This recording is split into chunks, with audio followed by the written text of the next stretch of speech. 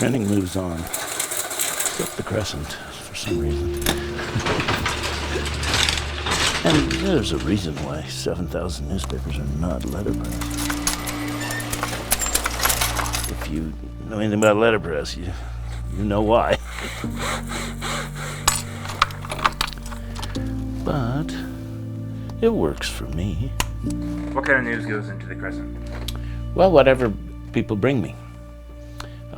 Meetings and some opinion. Yeah, obituaries. That's big. People need to know. Basically, whatever people want in the paper. I think maybe the most important question is, what is this building, these linotypes, this tons of metal type? What is all of this to you? Well, it's just what I do. I mean, you got to be doing something. And doing something for Dean Coombs, owner and operator of the Saguache Crescent, means putting out the newspaper each week, year after year. Well, there's a emotional connection. There's it's a family business. I don't really like change, so you can see why the Crescent is not changed. Still doing the old things, the old ways, Dean spends most days working with or against his Linotype.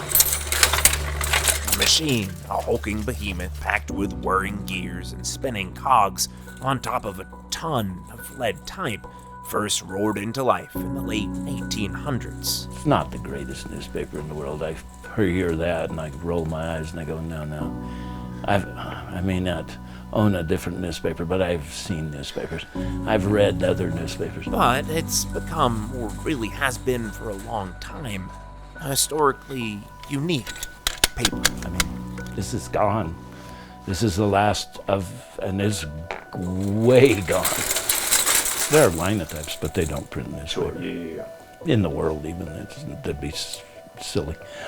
Except for here, in Saguache. A small town doesn't have a lot of things, but it has the newspaper. Okay, let's see what we are doing here. There's a lot of people here that still don't have computers, that still don't have internet. The only way they know something's happening or what's going on is through the Crescent. And that's been the case since 1917, when Dean's grandparents first bought the paper and started rolling out news to the town of less than 500. How many years for you? I started when I was 12. I've been publishing since I was 26. The paper has to come out. It's just a requirement. But why is that your job? Well, it's my job because I'm the only one here. Well, it's always been my job. After my dad passed. It's his job, up to then. And my mom's. Now, though, and for several years, it's just Dean, filling the pages with what folks bring in, never stepping away, at least not long enough to miss a beat. He is tied down, and I mean, it's got to be a grind to just keep going and keep going and keep going. It would be hard for almost anybody else because it's takes so much of your time. Yeah. It just doesn't leave leftovers for your hobbies, and and everybody has something else they want to do besides work. I'm just suited for it, and I prepared for it. And I prepared while you could still prepare for it. And even though the tech is old, it's familiar. It's what Dean knows, and it's what works for him. The people's need for change, which is just natural, normal. I just don't have that really. So I just go put out the next newspaper. But time keeps rolling forward, despite this printer's best efforts. Everything will eventually change, and we have to accept that. And someday, down the road, change will catch up with the mechanical commotion of the Crescent, too. Well, we're getting lots of papers.